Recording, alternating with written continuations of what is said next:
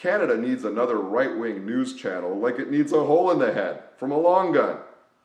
But we're going to get one. Maybe even both.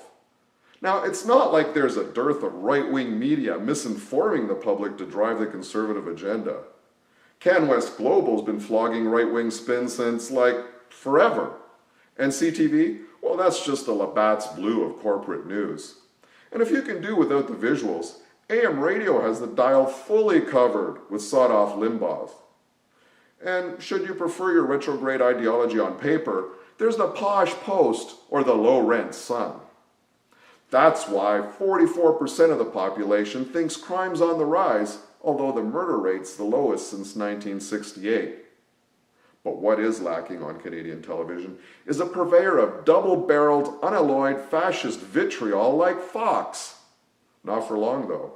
Armed with a license to shill directly from the PMO, Corey Tanaisky, former propaganda flack and CBC commentator, just announced the birth of the Sun News Network from the unholy union of Quebecor and Sun Media. The new network applied for a Category 1 designation. That would require cable and satellite providers to carry it across the nation. The CRTC denied them. However, everybody expects a new application will be approved in 2011 when Conrad von Finkelstein is sent for French lessons.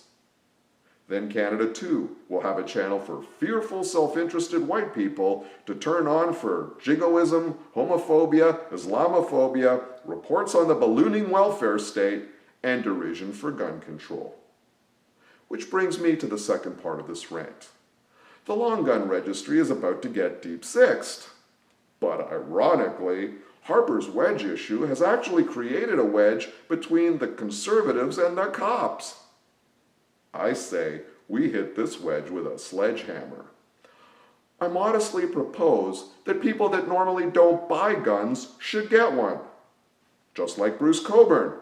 Yep, our beloved Bruce owns a couple of the 7 million Canadian guns not in the hands of conservative duck hunters or farmers. And for a few $100, everybody could have a gun. It's easy. You write a test, demonstrate you can unload the thing to jump a fence, pay $80, and you get a possession and acquisition license. The greatest barrier will be regulations restricting gun ownership by the newly unemployed or bankrupted. Somebody already thought that one through. But every LGBT person could buy a rifle with a nice Monte Carlo stock and knurled walnut. Every socialist could get that great equalizer, the 12-gauge pump. African Canadians could get badass chromed long gats. Muslims could get deer rifles. After all, venison is halal. Union members could get bolt-action rifles, because they're more work to operate. Yeah, I know, there will be more domestic shootings and school massacres. But hey, when lesbian Marxists start showing up at the West Edmonton Mall gun shop singing, "If I had a rocket launcher," conservatives will flip-flop like landed bass on gun control. Then I say we all turn up Tea Party style at the 2011 CRTC hearings, using our unconcealed and as yet unloaded long guns as pickets. This should indicate clearly what we think about Fox News North. I'm Umberto da Silva in Toronto, not Rex Murphy.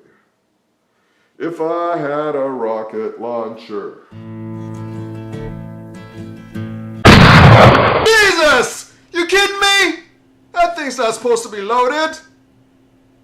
Aw, shit. Look at the hole in the ceiling. Honey?